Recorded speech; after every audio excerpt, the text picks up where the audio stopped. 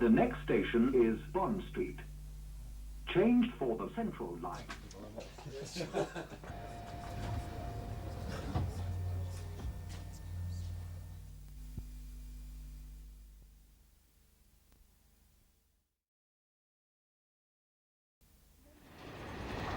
Many people do not use public transport in London because they just can't get to where they want to go on it, according to the campaign. The 26 proposed schemes, if taken up, would make travel to most parts of the capital very easy. Instead of almost all lines going into central London, there would be a cross-London network. And the report pinpoints South London for its appalling lack of public transport. One of the schemes is for here at New Cross Gate. The campaign wants to extend the Jubilee line from Charing Cross, building a 4-mile tunnel which would come up at New Cross Gate, then continue overground to West Croydon. This raises the large problem of money, but Gavin Smith from the campaign says it can be found. The money's there, the money's on the table. The government has put forward a building programme of £900 million over the next 10 years for Department of Transport trunk roads, plus nearly £600 million borough roads. That money's there for the next 10 years. They won't be able to spend most of that money, partly because there'll be a lot of opposition to building those roads.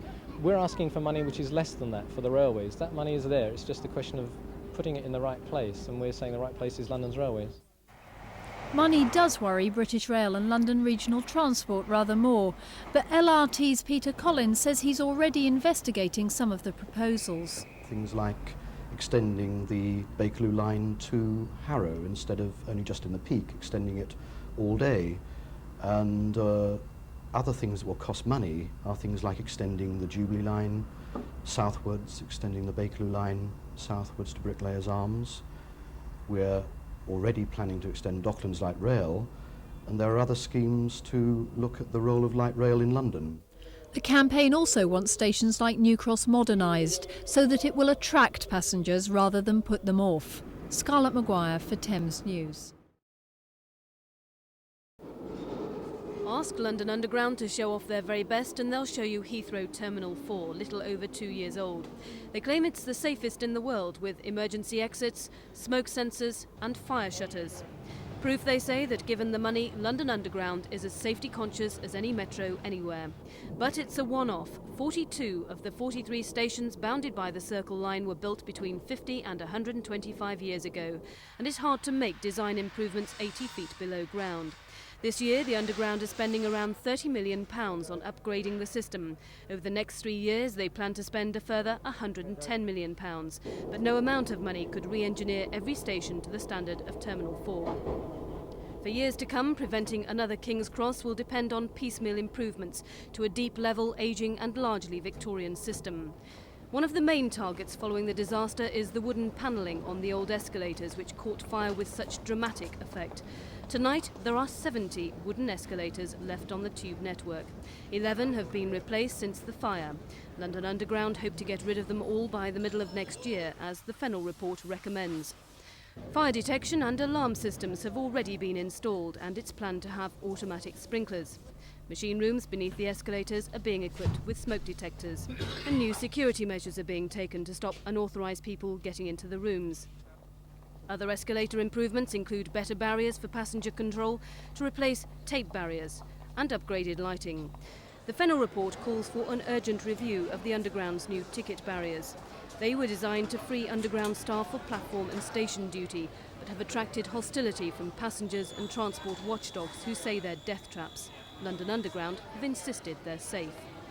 Smoking and litter control has been another area of concern. Despite the haphazard appearance of many stations, London Underground say new measures have been introduced, including strict enforcement of the smoking ban. There are 3,000 new litter bins and special arrangements at major stations for frequent cleaning. But still, complaints continue. King's Cross itself has 7 improvements London Underground say are due to be completed by next month, including a passenger alarm button, a new operations room with better monitoring and control facilities, and an extra emergency exit, which was to have been closed as part of the new ticketing layout. As a matter of policy, the fire brigade now attend every tube fire, and now new equipment's being brought in earlier than planned after a major review. Following King's Cross, firefighters complained of inadequate equipment and poor communication. They said protective gloves melted in the heat and radios were unreliable. These are the new uniforms that give more protection, show up better in the dark. There's breathing apparatus with an hour's supply of oxygen, radios linking directly with commanding officers, portable lighting and hydraulic cutting equipment.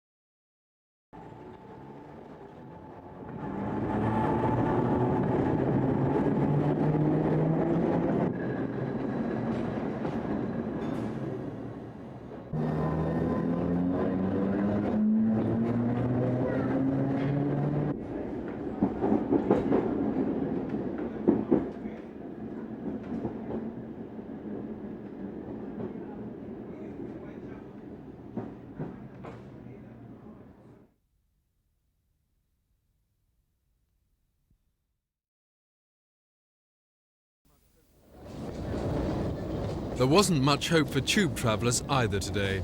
London Underground announced that they wanted to spend £1.5 billion on improvements as soon as possible. But then they agreed that when that work is finished in 1993, the tube will be even more congested than it is now, because 10% more people will be travelling then, and the improvements will increase the capacity by only 7%. £500 million will go to modernising the Central Line, the system's busiest and unchanged since 1950. £150 million will be spent enlarging 20 stations, including the Angel and Tower Hill. Over £100 million will be spent on safety and security. The Bakerloo line will be re-signalled, lifts and escalators will be modernised. Passenger journeys have gone up by 60%. We're now banging our head on the capacity of the system, And in spite of everything that's been done, the quality of service over the last 2 years has certainly deteriorated. We want to have a strong drive on service performance for our passengers. It does require major investment. My hope, and indeed my expectation, is that government recognises the crucial nature of the Underground. It is the backbone of London. Without it, London would not be able to perform.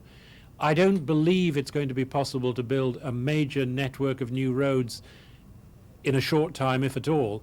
I believe the case is very clear, and I believe we'll get a sympathetic hearing. So the ball is in the government's court. Much longer-term solutions to the rail congestion problem lie with a government report expected next year. It's likely to recommend brand new lines between Paddington and Liverpool Street, in Docklands and along the route of the Victoria Line. But these mega investments will take many years to build. More immediately, Dr. Ridley said he was confident that the Northern Line strike planned in October will be called off by the drivers when they realise that London Underground have agreed to pay them the same money as drivers on other tube lines. So there is some good news. Simon Neve, Thames News.